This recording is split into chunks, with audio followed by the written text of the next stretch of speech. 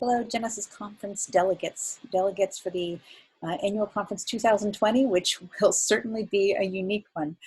As you get ready to virtually vote ahead of time, because we won't be meeting in person, I want to talk to you a little bit about the experiment we're doing with our Ministerial Education and Guidance Board, our MEG board, and our Ministerial Appointments Committee board. Those two operate together, and it has been about 12 people for a number of years.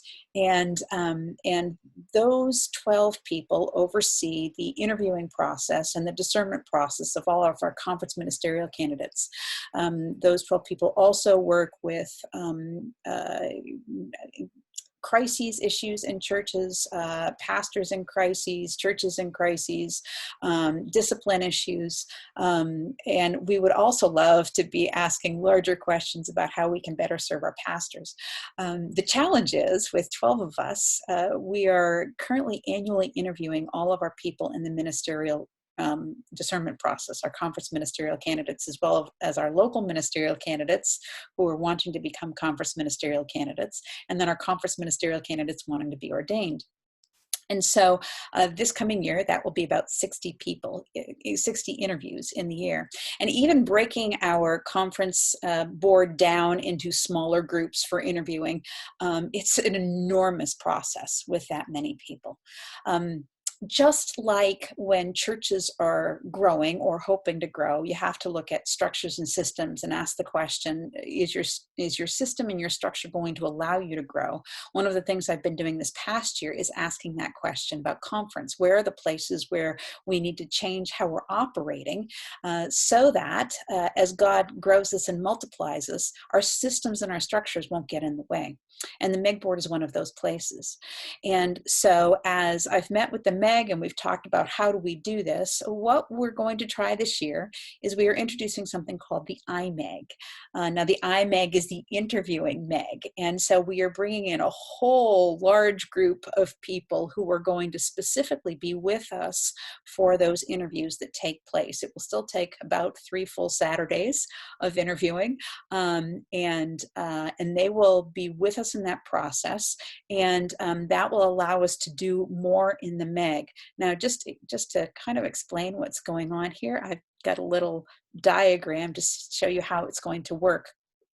So the conference MEG and MAC is about 12 people, as I mentioned, and then we're going to have 7 of these subgroups that we'll be interviewing. Each of these groups will be one group that will interview the same people.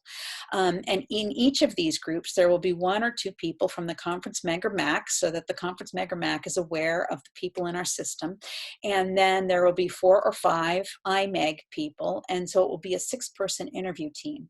The 6-person interview team allows us to have 2 people interviewing people regarding head, what they're learning, 2 people interviewing regarding heart, sort of character stuff, spiritual formation pieces, and then 2 people interviewing on hands, which is what are the tasks, the skills that you're learning, and what do you still need to learn? And I'm really excited about this 7th. So 6 are sort of the regular interviewing teams. The 7th that we've put together this year is going to be specifically a team that's going to be working with our multilingual and cross-cultural candidates. We've just realized, as we've had the privilege of interviewing more and more people who have English as a second language, or are coming from a different culture, that we really want to hear their stories, and we need more time as things are translated and everything else. And so to put the folks who have English as a second language right into our system of, our very scheduled, like 20 minutes here and 20 minutes here, just doesn't work. So we're pulling at an entirely different group that will be part of the MEG, that's part of the IMEG system and our MEG system, but they can specifically focus on this, and we're bringing in people who have cross-cultural experience and language abilities and that sort of thing. So I hope that explains what we're looking at and why we have such a large number. We don't have terms on them yet because this is a 1-year experiment, and by the winter we'll know if it's working. So just if you've got any questions, feel free to reach out to the conference office, but hopefully that explains it. Thanks. Bye-bye.